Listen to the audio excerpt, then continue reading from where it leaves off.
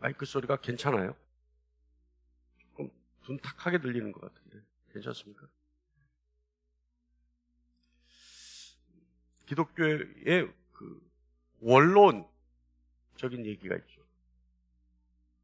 성경 말씀에 의하면 우리 모두는 죄인입니다. 인정하세요? 할렐루야. 스스로가 죄인이 아니라고 생각한다면 뭐가 없어서 그래요? 진리가 그 속에 있지 않기 때문에 그래요. 그러니까 우리 모두는 죄인이에요. 근데 인간은 나면서부터 죄인이고 또 살아가면서 여전히 죄를 짓죠. 그래서 인간은 태생적인 죄인입니다. 이 태생적인 죄인, 인간은요, 죄인이기 때문에 나면서부터 하나님과 관계가 끊어진 존재로 태어납니다. 왜냐하면 여러분 알다시피 하나님은 죄와 악으로부터 언제나 진노를 일으키시기 때문에 그래요. 그러니까 우리는 나면서부터 죄인이기 때문에 나면서부터 하나님과 관계가 전혀 없는, 관계를 회복할 길이 없는 그런 존재로 태어나죠. 하나님과 관계가 끊어진 우리는요, 세상을 살다가 영원한 지옥불에 떨어질 수밖에 없는 존재들입니다.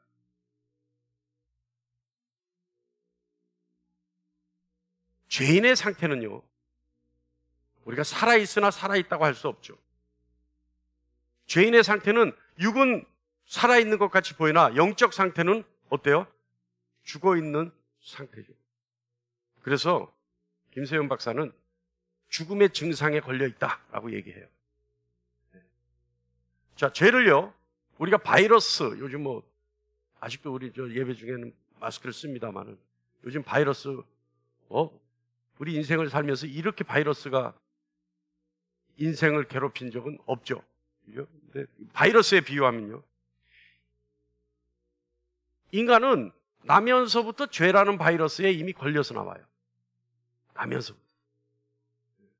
이 바이러스는요, 생존 확률이 0%입니다. 전혀 없어요. 살 수가 없어요. 이 바이러스에 감염되면. 근데 인간은 나면서부터 이미 이 죄라는 바이러스에 감염돼서 나와요.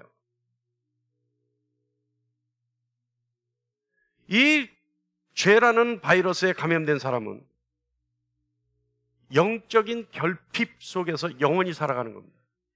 그러니까 평생을 살아가는 거죠. 그런데 하나님의 은혜는 이 죄라는 바이러스를 이길 수 있는 치료제를 주셔요. 왜 백신을 주는 게 아니라 치료제를 주셔요? 이미 감염돼 있잖아요. 나면서부터 감염돼 있기 때문에 치료제를 주시는 거예요. 하나님이 주신 죄라는 바이러스의 치료제를 먹게 되면 죄라는 바이러스가 깨끗이 사라지게 됩니다. 그리고 죄라는 바이러스 때문에 갈 수 없었던 생명의 근원이신 하나님 앞으로 나갈 수 있게 됩니다. 그리고 그때부터 하나님과 영원히 교제하며 살아갈 수 있게 되는 거죠. 그런데 하나님은요, 이 죄라는 바이러스의 치료제를 주시기로 이미 약속하셨습니다. 그리고 그 약속을 하나님은 지켜주셨죠. 치료제를 주셨다는 사실을 가르쳐주고 알려주는 것, 이것은 기쁜 소식입니다. 그리고 이 기쁜 소식을 믿으면 끊어졌던 하나님과의 관계가 다시 하나님과 자녀의 관계로 회복되어집니다. 영원히 회복되어진다고 할 수 있습니다. 그래서 이 회복을 화목이라고 얘기합니다. 이 화목을 위해서 예수 그리스도께서 십자가에 달려 돌아가신 거죠. 그리고 부활하신 겁니다. 하나님이 주신 치료제, 이 죄라는 바이러스로부터 완전히 치료가 가능한 치료제, 이 치료제가 바로 예수 그리스도입니다. 그리고 치료 방법은 예수 그리스도를 믿는 것이 치료 방법입니다. 할렐루야. 좀 와닿아요. 어때요? 와닿아요? 이거 하나만 외우시면 돼요. 예수 그리스도께서 죄라는 바이러스의 치료제고 예수 그리스도를 믿는 것이 그 치료 방법이구나. 19절 한번 말씀 보겠습니다. 19절 말씀 한번 보겠습니다. 그날 곧 안식 후 첫날 저녁 때 제자들이 유대인들을 두려워하여 모인 곳의 문을 닫았더니 예수께서 오사 가운데 서서 이르시되 너희에게 평강이 있을지어다. 안식 후 첫날, 안식 후 첫날이면 언제겠어요?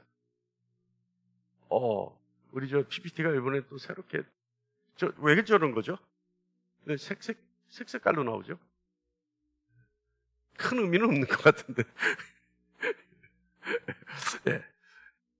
안식 후 첫날, 주일이에요. 안식일이 토요일이니까 주일이죠. 그런데 이 안식 후 첫날 제자들이 유대인들을 두려워하여 모인 곳의 문을 닫았더니, 이거 유대인들을 얼마나 두려워했어요? 문을 닫아 걸을 정도로 두려웠어요.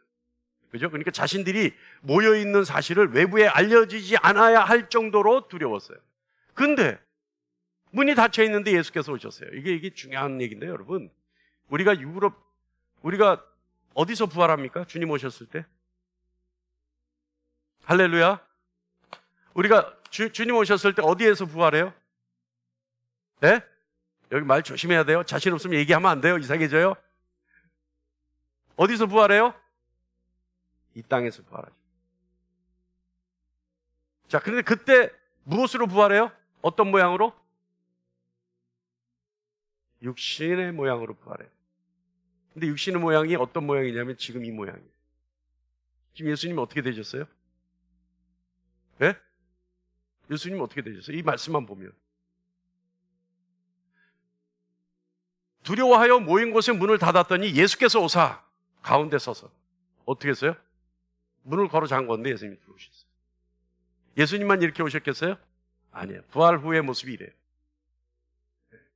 그래서 이 땅에서 육신으로 부활하지만 그 부활을 했던 육신의 모양은 이 모양이에요. 그러니까 예수님이 그냥 벽을 지나쳐서 문을 통과하셔서 그냥 들어오신 거예요. 그런데 부활하신 예수님이 제자들에게 한 말, 첫 번째 말이 뭐예요? 평강이 있을지어다. 예수님이 첫 번째 오셔서 하신 말씀이 평강이에요. 평강. 이 평강은요, 하나님의 아들을 통한 구원 계획이 이제 드디어 이루어졌다라고 하는 의미예요. 이게 예수님이 평강할지어다, 평안할지어다.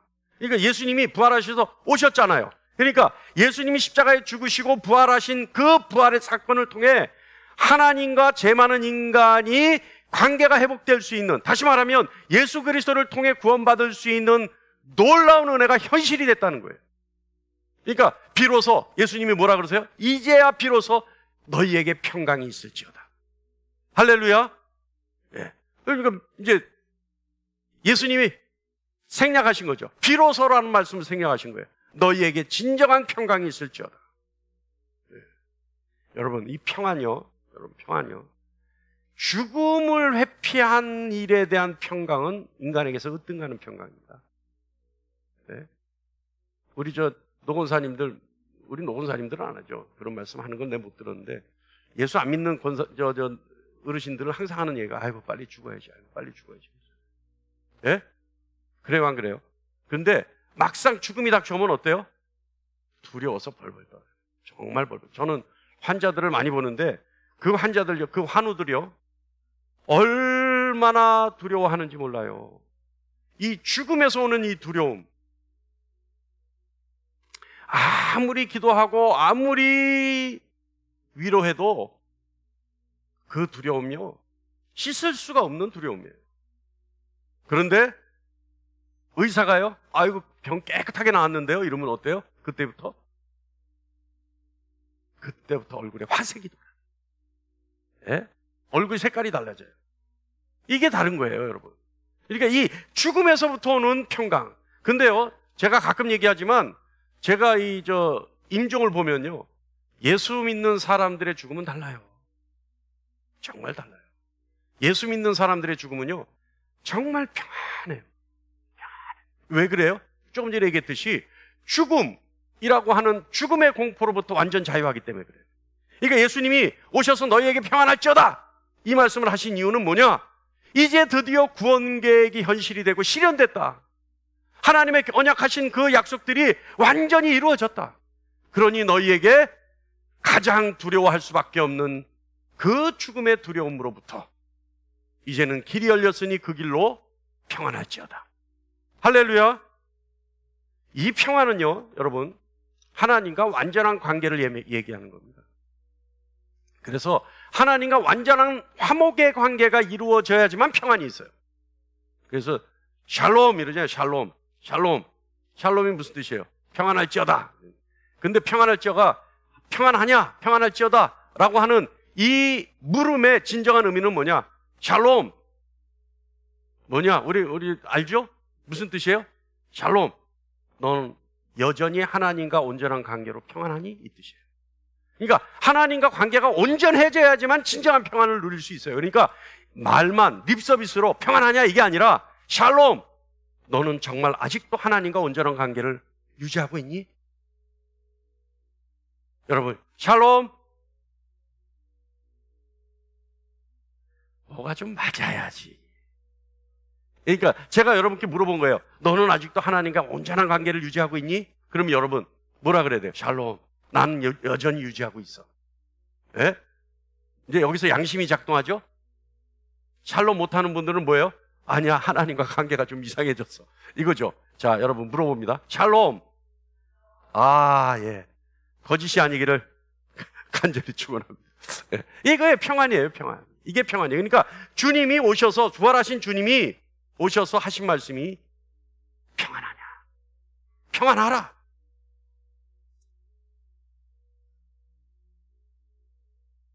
20절 말씀 보겠습니다. 20절 말씀. 20절 말씀 볼게요. 20절 말씀. 이 말씀을 하시고 손과 옆구리를 보이시니 제자들이 주를 보고 기뻐하더라. 이 말씀을 하시고, 그러니까 평안하냐 이러고 예수님이 손과 옆구리를 보여주셨어요. 뭘 보여주셨겠어요? 예수님이 가지고 있는 상처를 보여주셨겠죠. 그러니까 그 상처가 육체가 부활됐는데도 불구하고 아물지가 않았던 거예요. 왜요? 그 육체로 그대로 있고 부활하셨기 때문에.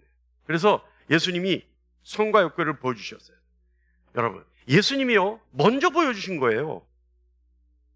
예수님이 먼저 본인이 부활한 예수다라는 것을 먼저 보여주신 거예요. 제자들이 요구하지 않았어요. 근데 예수님이 먼저 보여주셨어요. 근데 제자들이 그 예수님이 손에 난 상처를 보고 옆구리에 난 창에 찔린 상처를 보고 예수님인 걸 알았어요. 예수님이 자기 증명을 하신 거죠.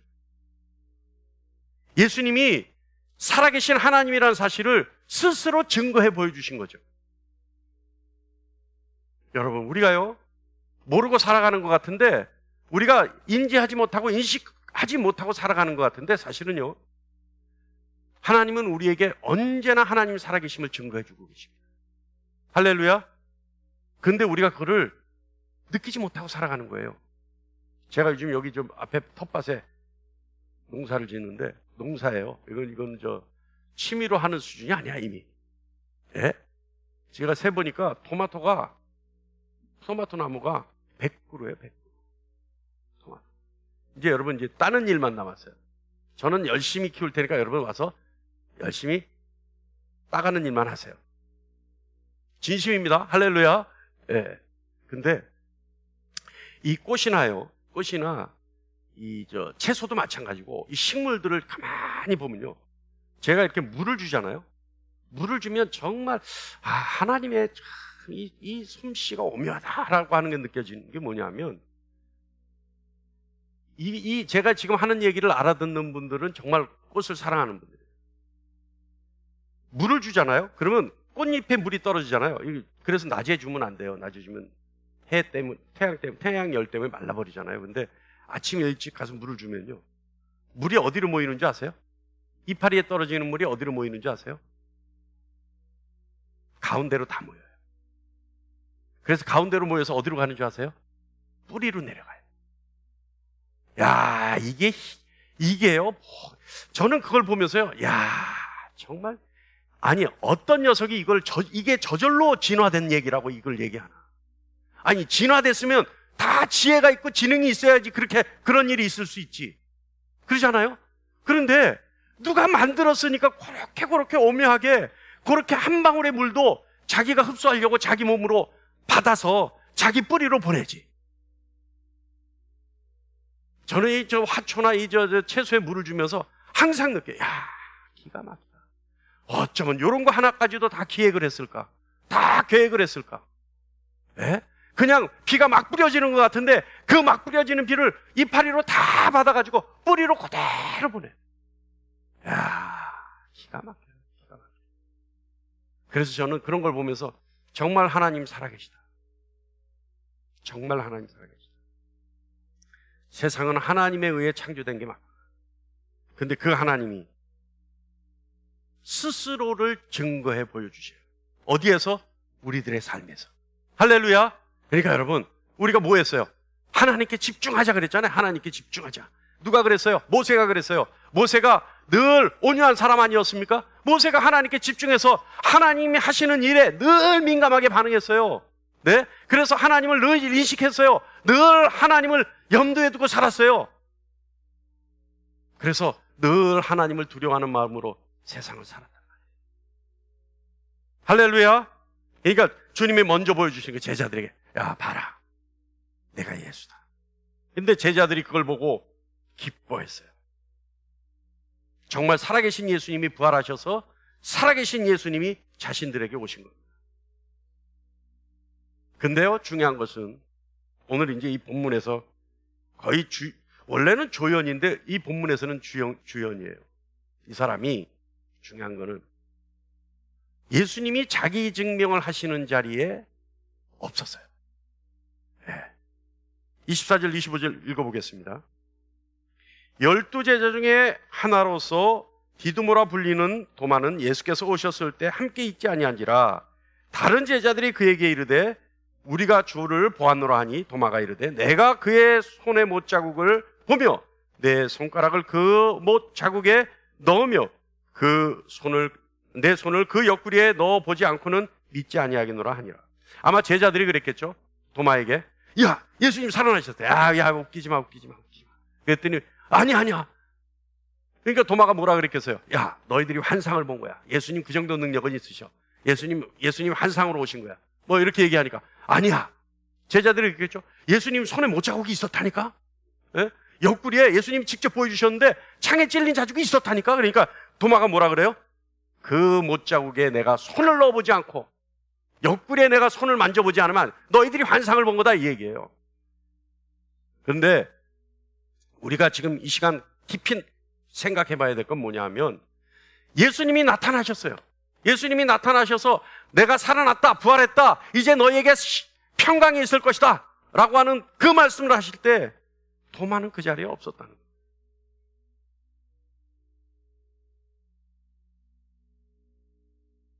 27절 말씀 볼까요?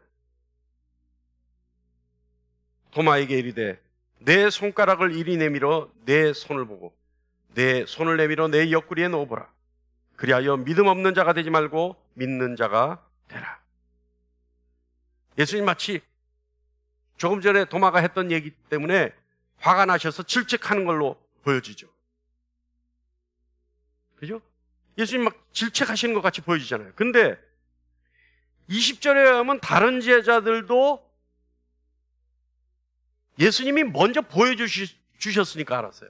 그러니까 예수님이 나타나자마자 제자들이 예수님이 살아나셨구나 라고 아는 것이 아니라 예수님이 손을 보여주고 옆구리를 보여주시니까 아는 거예요. 그러니까 예수님이 자기 증명을 해주시니까 아는 거예요. 그러니까 도마가 예수님을 보지 못했기 때문에 그 자리에서 예수님이 살아났다는 사실을 믿지 않았던 건 당연한 얘기입니다.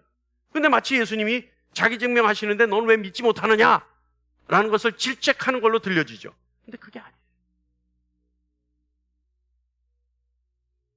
예수는 뭐라고 얘기하시냐면 너는 의심하는 자라고 했다면 질책하는 것이 되겠지만 뭐라고 얘기하세요? 27절에 믿음 없는 자가 되지 말고 믿는 자가 되라는 거예요. 믿음 없는 자가 되지 말고 믿는 자가 되라.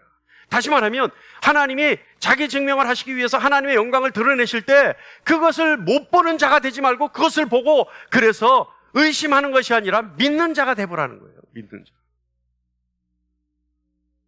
여러분, 도마의 의심은, 도마가 믿지 못함은 무엇 때문이었어요? 부활하신 예수님이 오셨을 때 예수님을 만나지 못했기 때문에. 인정하십니까? 이거 중요한 일입니다. 하나님이 오셔서 영광을 보여주시는데 그 자리에 없으니 하나님의 영광을 받지 못하는 거예요. 여러분, 우리의 신앙은요, 항상 하나님의 영광의 현장에 있어야 합니다. 24절 볼까요? 24절. 12제자 중에 하나로서 디드모라 불리는 도마는 예수께서 오셨을 때 어떻게 했다고요? 함께 있지 아니한지라. 함께 있지 않았니. 예수님이 그 자리에 오셨는데 도마는 함께 있지 않았어요. 그런데 26절 다 같이 볼까요? 8해를 지나서 제자들이 다시 집안에 있을 때 도마도 함께 있고, 이때는 도마가 함께 있었어요. 이때는. 우리는요, 하나님이 내 형편에 따라서 나를 돌봐주시길 원하죠. 그리고 내가 어딜 가더라도 나와 함께 하여 주시길 원합니다. 그건 맞는 말이죠. 신앙인이 당연히 그런 바람을 가지고 있어야죠. 그러나요, 내가 어디에 있든지 예수님이, 우리 주님이 나와 함께 해주시고 내가 무슨 일을 하든지 나를 돌봐주시기 원하는 것, 이것은 어떻게 보면요, 일반적인 은혜예요. 일반적인 은혜. 일반적인 은혜가 있다면 특별한 은혜가 있겠죠. 그 특별한 은혜는 뭐냐면 나에게만 있는 은혜, 나에게만 있는 은혜. 이게 특별한 은혜일 수 있죠. 아니, 하나님은요, 우리 주님은 하나님의 자녀들이 어디에 있든 똑같이 돌봐주시고 어디에 있든 간에 항상 함께 해주시죠. 근데 나만의 특별한 은혜, 일반적인 그런 은혜 말고, 누구에게나 함께 하는 은혜 말고 나에게 있는, 나에게만 주시는 특별한 은혜, 그 은혜를 받으려면 어떻게 해야 되느냐? 하나님이 작정하셨을 때 그 자리에 있어야 돼요. 하나님이 역사하실 때 그 자리에 있어야 돼요. 하나님이 영광을 보여주실 때 그 자리에 있어야 돼요. 그 자리에 없으면 도마처럼 되는 거예요. 제자들은 이미 다 보고 예수를 믿고 있는데 도마처럼 되는 거예요. 의심하는 거예요. 믿지 못하는 거예요. 그래서 무슨 소리야? 내가 예수님의 손에 내 손가락을 넣어보고 그 옆구리에 내 손을 넣어보지 않으면 못 믿겠다. 믿지 못하는 거예요. 믿지 못해. 이때 이미 처음에 믿은 사람들 예수님이 다 데리고 하늘로 올라갔으면 도마는 못 올라가는 거예요. 하나님이 영광의 역사를 하실 때 그 자리에 있는 저와 여러분 되기를 간절히 축원합니다. 그런데요, 하나님이 항상 언제나 특별한 은혜를 주시는 현장이 하나 있어요. 우리가 살아가면서 여러분 한 사람 한 사람에게 주시는 특별한 은혜의 현장이 있어요. 그것이 어디냐면 예배의 현장입니다. 이 예배의 현장에는요, 여러분 한 사람 한 사람에게 하나님이 특별한 은혜를 주시는 시간입니다. 요즘요, 이 코로나가 되고 나서 2년이 넘도록, 그죠? 2년이 넘도록 현장 예배를 못 했었어요. 그러다 보니까 궁여지책으로 뭘 해요? 인터넷으로 예배를 해요.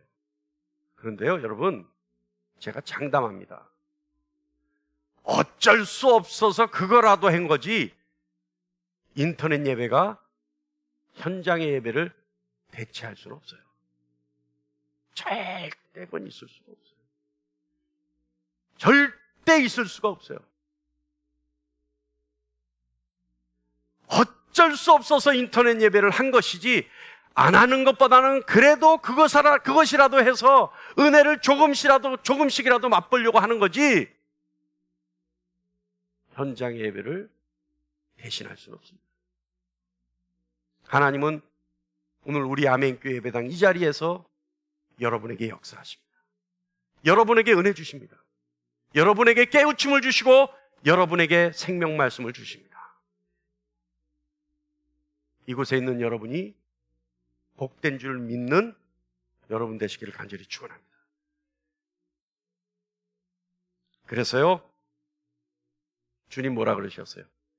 그 현장에 가서 현장에 있는 사람들에게 샬롬 하신 거예요. 다시 한번 할까요? 주님이 오셔서 우리에게 샬롬. 넌 정말 평안하니? 넌 정말 여전히 하나님과 정말 좋은 관계를 맺고 있니? 하나님의 사랑을 그대로 받고 있니? 너도 하나님께 감사하고 있니? 할렐루야. 성경에요, 도마는 의심했다는 말이 없습니다. 다만 믿음이 없다는 말씀뿐이죠. 근데 여러분, 도마가 어떤 사람인 줄 아세요? 도마는요, 요한복음 11장에 의하면, 이제 11장은, 요한복음 11장에는 죽은 나사로를 예수님이 살리러 가려고 가려고 하는 장면이에요. 근데 요한복음 10장에 의하면 예수님이 유대인들이 있는데 예루살렘에서 뭐라고 설교를 하셨냐면 하나님을 아버지라 그러고 하나님을 나와 같다고 얘기하셨어요. 그랬더니 유대인들이 화가 나가지고 예수님을 돌팔매질을 하려고 그랬거든요. 그러고 나서 피신하신 거예요. 이제 피신해 있는데 11절에 나사로가 죽을 병에 걸렸다는 얘기를 들은 거예요. 그러니까 예수님이 나사로를 살리러 가셔야 되는데 제자들이 보기에는 어때요? 바로 직전에 예루살렘에서 돌팔매질을 당할 뻔하다가 도망와서 겨우 숨어 있는데 또 예루살렘으로 가야 되니까 어떻게 돼요? 두렵잖아요. 그때 도마가 한 얘기가 있어요. 요한복음 11장에 뭐라 그러냐면 도마가 이런 얘기를 합니다. 다 같이 한번 읽어볼까요? 시작. 도마가 다른 제자들에게 말하되 우리도 주와 함께 죽으러 가자 하니라. 끝내주는 사람입니다, 도마가요. 예? 그러니까 예수님이, 제자들은 이제 막 두려워하는데 예수님이 이제 나사로를 살리러 가시려고 하니까 도마가 뭐라 그래요? 야, 무슨 소리야? 예수님 가신 길은 나도 간다. 그 길이 죽는 길이라도 나는 간다. 우리도 함께 주님과 죽으러 가자. 이렇게 하는 거 기가 막히지 않습니까? 예? 의리 있는 사람이잖아요. 그런데 그 정도로 의기가 있고 혈기왕성한 사람이에요. 그리고 예수를 그렇게 믿었던 사람이에요.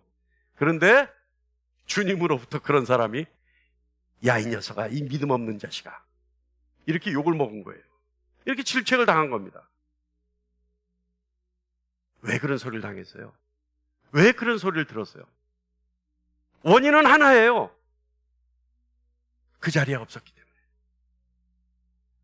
예수님이 자기 증명을 해주시는 그 자리에 없었기 때문에 도마는 예수님으로부터 이런 믿음 없는 녀석아 질책을 당하시는 거예요. 믿음은 어디에 있어요? 현장에 있어요. 믿음은 예수님이 오시는 그 현장에 있습니다. 그 현장에 있어야 우리가 믿음을 받을 수 있고 믿음을 키울 수가 있고 믿음을 풍성히 열매 맺게 하는 주인공이 될 수 있습니다. 할렐루야. 근데요, 이 도마의 말에 우리가 한 가지 가능성을 볼 수 있어요. 25절 말씀 볼까요? 25절 시작. 내가 그의 손에 못자국을 보며 내 손가락을 그 못자국에 넣으며 내 손을 그 옆구리에 넣어보지 않고는 믿지 아니하겠노라.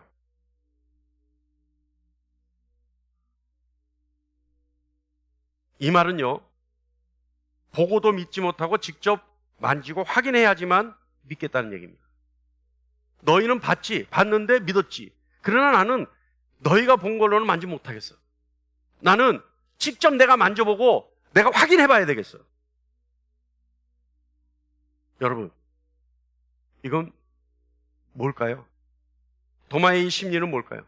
내가 직접 확인해 봐야 되겠어. 내가 손가락도 넣어보고 보는 걸로 만지 못해. 내가 만져봐야 돼. 내가 체험해 봐야 돼. 내가 그 예수의 못자국에 손가락을 넣어야지만 내가 만족하겠어. 그래야 내가 알겠어. 믿겠어. 이건 뭐예요? 의심이에요? 이거 의심이에요? 이건 뭐예요?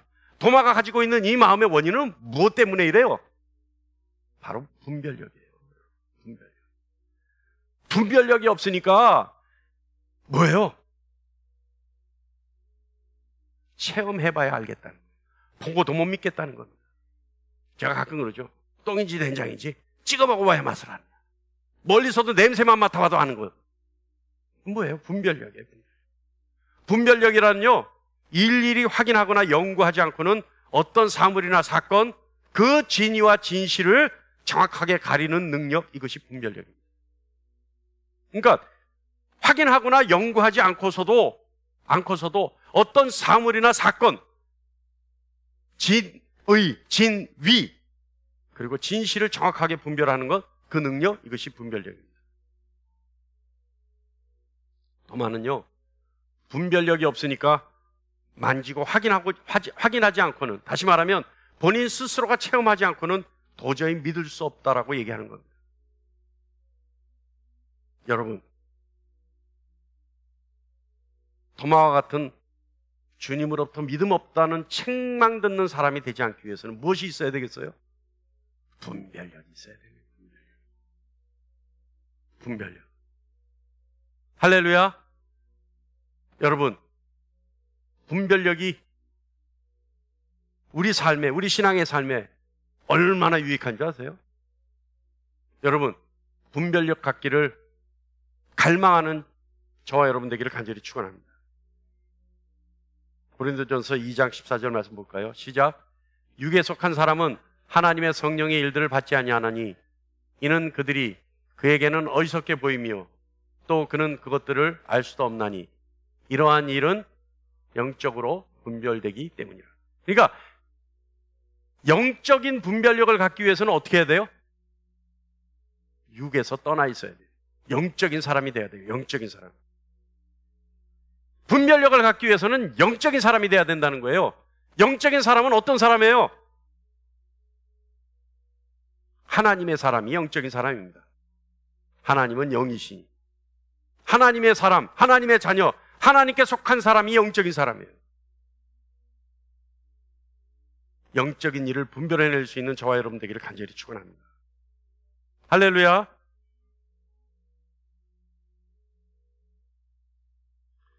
주님은요, 제자들에게 오셔서 주님은 자기 증명을 해주셨죠. 먼저 보여주셨어요. 내가 부활한 예수다 라는 것을 제자들이 물어보거나 호기심을 갖거나 의심하지도 않는데 먼저 보여주셨어요. 그래서 제자들에게 그 믿음을 확고하게 다지게 하셨어요. 27절 후반부 볼까요? 시작. 그리하여 믿음이 없는 자가 되지 말고 믿는 자가 되라. 여러분, 신앙은요, 요행을 바라는 것이 아닙니다. 신앙은 하나님의 약속을 철저하게 신뢰하고 그 약속만 믿고 나가는 것이 신앙입니다. 주님은 제자들에게 다시 오시기로 약속하셨죠. 그래서 요한복음 14장 18절에 내가 너희를 고아와 같이 두지 아니하고 너희에게로 다시 오리라 말씀하셨어요. 주님은 이 약속의 실제적인 증명을 위해 도마에게도 만질 것을 허락하셨어요.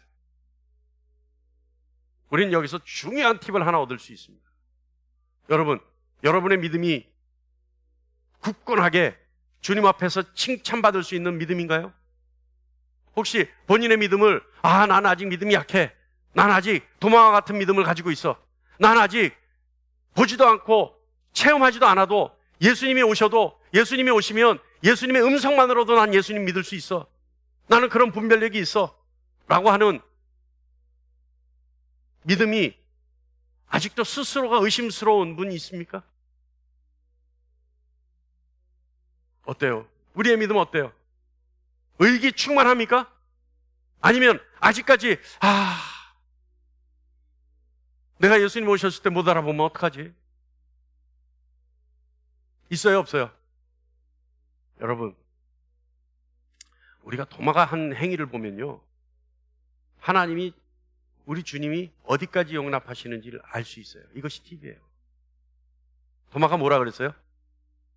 예수님 못자국에 손가락 넣어보고 예수님 옆구리에 내 손을 넣어보지 않으면 못 믿겠다 했더니 예수님 어떻게 하셨어요? 예? 예. 예수님 그렇게 하시는 거예요. 네가 하고 싶은 대로 해봐라는 거예요. 네가 나를 믿기 위해서 하고 싶다면 어떤 일도 가능하다는 겁니다. 여러분, 우리의 믿음이 강화되고 우리의 믿음이 깊어지고 우리의 믿음이 뿌리 깊은 나무가 되기 위해서 예수님께 요구하지 못하는 것 없어요. 나의 믿음을 위해서라면 예수님께 그 어떤 것도 요구할 수 있습니다. 그랬을 때 예수님은 들어주세요. 허락해 주세요. 용납해 주세요. 왜요? 예수님은 우리 육신의 연약함을 알고 계시기 때문에 그래요. 우리의 믿음의 강화를 위해서는 언제든지 예수님께 요구할 수 있는 저와 여러분 되기를 간절히 축원합니다. 내가 평강이 없는 것 같이 느껴질 때, 나는 평강이 없어. 내 마음에 평화가 없어. 라고 하는 마음이 있을 때, 그래서 내가 하나님과의 관계가 의심스러울 때, 하나님께 기도해 보는 거예요. 하나님, 아직까지 내가 하나님과 관계가 소원합니까? 아직도 내가 하나님과 밀접한 관계를 유지하지 못합니까? 그렇다면 하나님, 내게 회개할 것이 더 있습니까? 하나님, 이미 하나님이 나를 용납하시고 나를 받아들이셨다면 나에게 평강이 있게 해주세요. 라고 기도할 수 있다는 겁니다. 할렐루야. 그러면 주님이 허락해 주신다는 거죠.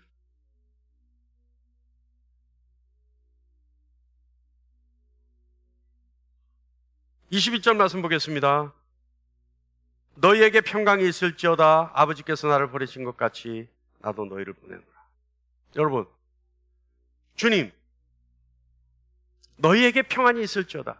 주님 오시자마자 하신 말씀이 그거예요. 계속 강조하시는 것이 그겁니다. 평강이 있을지어다. 주님 무엇 때문에 오셨어요? 그렇다면 평강을 위해서 오신 거예요. 그래서 우리 찬양하죠. 평강의 왕. 그죠? 이럴 때 다른 교회 같으면 벌써 자막이 하나가 딱 바로 올라오고 반주가 쫙 나와서 그냥 한번 부르고 지나가던데, 아직까지 우리는 좀 워밍업 좀. 할렐루야. 예. 예. 주님이요, 사실은 우리에게 오신 이유가 뭐예요? 아까 우리가 서두에 했었어요. 평강을 위해서. 평강을 왜? 하나님과 온전한 관계가 있어야 평화롭기 때문에. 하나님으로부터 제사함 받아서 하나님의 자녀가 되어야지만 평화롭기 때문에. 죽음의 공포로부터 이겨내야지만 평강하기 때문에. 할렐루야. 주님이 사실 오신 이유는 뭐예요? 평강을 위해서 오신 거예요. 평강을 위해서. 주님은요, 오로지 평강만을 위해서 십자가에 달리셨던 겁니다. 오로지 평강에 관심이 있는 거죠. 그래서 부활하신 주님이 제자들에게 오셔서 평안할지어다, 평안할지어다. 우리 23절 다 같이 한번 볼까요? 23절. 이 말씀은 아주 유명한 말씀입니다. 너희가 누구의 죄든지 사하면 사여질 것이요 누구의 죄든지 그대로 두면 그대로 있으리라 하십니다. 이 말씀은 어디에 근거가 되는 말씀이에요? 고해성사에 근거가 돼요. 그래서 신부들 앞에 죄를 고백하면 이 말씀을 근거해서 사하여 주는 거예요. 제자들에게 이 말씀을 하는 거죠. 여러분, 마태복음 16장 19절 말씀을 보면 다 같이 한번 읽어볼게요. 시작. 내가 천국의 열쇠를 내게 주리니 내가 땅에서 무엇이든지 매면 하늘에서도 매일 것이요 내가 땅에서 무엇이든지 풀면 하늘에서도 풀리리라 하시고. 조금 전에 우리가 읽었던 말씀과 거의 연상되는 말씀이죠. 이거 어떻게 보면 영권에 관한 말씀입니다. 그런데 사실 이 말씀을요, 23절 말씀, 너희가 누구의 죄든지 사하면 사해질 것이요 누구의 죄든지 그대로 두면 그대로 있으리라 하시니라, 이 말씀과 우리가 조금 전에 읽었던 마태복음 16장 19절 말씀에 내가 땅에서 무엇이든지 매면 하늘에서도 매일 것이요 땅에서 무엇이든지 풀면 하늘에서도 풀리리라 하시고 라고 하는 이 말씀들을 보면 주님이 뭐라고 얘기하시냐면 21절에 예수께서 또 이르시되 너희에게 평강이 있을지어다 말씀하시고 뭐라고 말씀하시냐면 아버지께서 나를 보내신 것 같이 나도 너희를 보내노라 말씀하시고. 그러니까 19절에 너희에게 평안이 있을지어다 말씀하시고 21절에 너희에게 또다시 평안이 있을지어다 말씀하시고 뭐라고 하시냐면 아버지께서 나를 보내신 것처럼 나도 너희를 보내노라. 조금 전에 얘기했지만 이것이 영권에 관한 말씀 같지만 사실은요, 보내는 자들에게 이와 같이 얘기해 주셨다는 것은 파송하는 자들에게, 주님의 이름을 가지고 파송하는 자들에게 이와 같이 말씀해 주셨다는 것은 무엇을 의미하는 거냐면 메시지를 전하는 사람들의 말을 듣고 믿는 자는 생명을 얻을 것이고 듣고도 믿지 못하는 자는 그 죄가 그대로 있을 것이다 라고 하는 의미가 있죠. 그러니까 너희가 가서 누구의 죄든지 사하면 사여질 것이요, 무엇으로요? 예수 그리스도께서 가서 전하라고 하신 말씀으로. 그래서 너희가 그 죄를 사하면 사여질 것이고 너희의 말을 믿고도 듣고도 믿지 아니하는 자는 그 죄가 그대로 있으리라. 이 자리에 있는 저와 여러분은 주님의 복을 듣고 믿는 자가 되기를 간절히 축원합니다. 그래서 주님이 허락해 주신 놀라운 은혜 속에 평강의 은혜가 넘쳐나는 저와 여러분 되기를 간절히 축원합니다. 할렐루야. 그러니까 도마가 주님이 그와 같이 다 말씀해 주시니까 뭐라 그래요? 바로 얘기합니다. 주님. 28절입니다.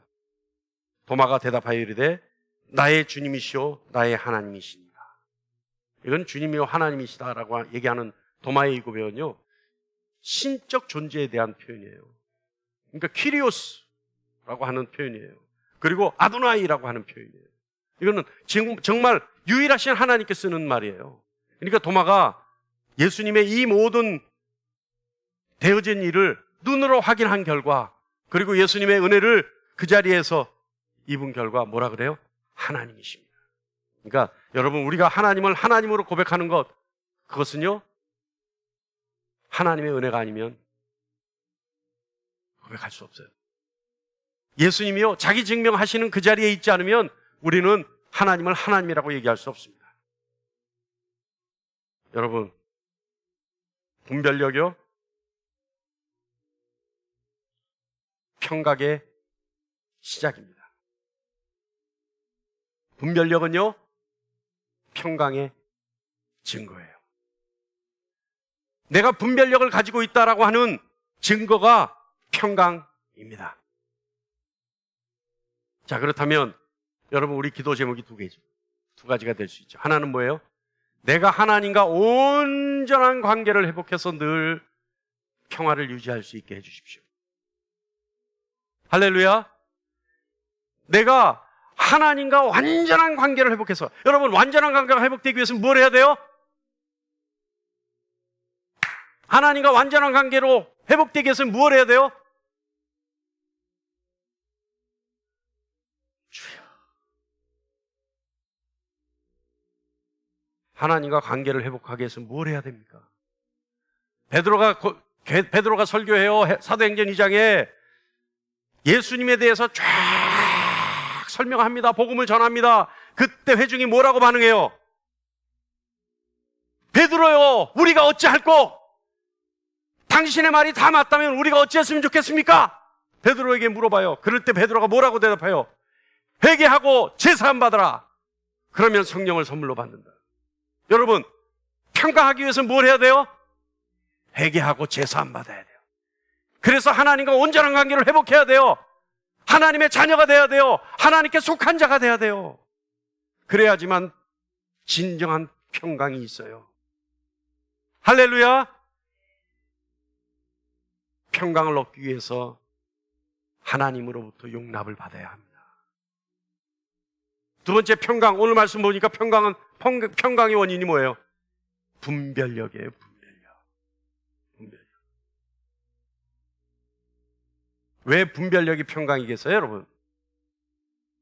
왜 분별력이 평강일까요? 사도행전 2장에 베드로가 얘기하잖아요. 회개하고 제사함 받으라. 그리하면 어떻게 한다고요? 성령을 선물로 받는다. 그죠? 그러면 성령을 선물로 받았다라고 하는 것은 성령이 내 안에 계시기 시작했다는 얘기죠. 그렇다면 그때부터 뭐가 생겨요? 고린도전서 2장 14절 아까 그거 다시 한번 볼게요. 고린도전서 2장 14절. 여러분, 회개하고 제사함 받으면 성령을 선물로 받아요. 평강의 첫 번째 원인, 하나님과 온전한 관계가 회복되어져요. 그러면 평강을 누릴 수 있어요. 하나님과 온전한 관계를 회복한 사람은 성령을 선물로 받아요. 성령을 선물로 받으면 다 같이 시작. 육에 속한 사람은 하나님의 성령의 일들을 받지 아니하나니 이는 그것들이 그에게는 어리석게 보이며 또 그는 그것들을 알 수도 없나니 그러한 일은 영적으로 분별되기 때문이라. 할렐루야. 할렐루야. 하나님께 속한 사람이 되기 때문에 그래요. 그래서 성령의 능력으로 모든 인들을 분별해내니까 진정한 평강이 그 속에 있기 시작하는 겁니다. 할렐루야. 두 가지죠. 근데 원인은 하나예요. 우리에게 평강이 넘쳐나기 위해서는 샬롬 해야 되는 것이고 성령의 능력으로 분별력을 갖기 시작해야 되는 겁니다. 그래서 평안할 수 있는 저와 여러분 되기를 간절히 축원합니다. 아까 얘기했죠. 그렇다면 평안하지 못하면 어떻게 해야 되느냐. 내가 지금 평안하지 못하면 어떻게 되느냐. 아까 얘기했잖아요. 하나님, 내가 아직 하나님 앞에 용납받지 못한 죄가 또 있습니까? 하나님 앞에 사함받지 못한 죄가 또 있습니까? 그렇다면 하나님, 나에게 회개의 영을 부어주셔서 내가 하나님 앞에 온전히 회개할 수 있게 하시고 그래서 하나님이 나를 품어주시고 하나님께 속한 자가 되게 해주십시오. 만약에 하나님이 나를 용납해 주셨다면 그 증거로 이 시간부터 내 심령 가운데 평강이 넘쳐나게 해주십시오. 할렐루야. 이렇게 기도할 수 있어야 된다는 거예요, 여러분. 할렐루야. 그러니까 여러분, 평화가 없다면 나에게 주세요가 아니라 뭐부터 해야 돼요? 그 원인서부터 차곡차곡 해결해 나가야 되겠죠. 그럴 수 있는 저와 여러분 되기를 간절히 축원합니다. 할렐루야. 기도하겠습니다.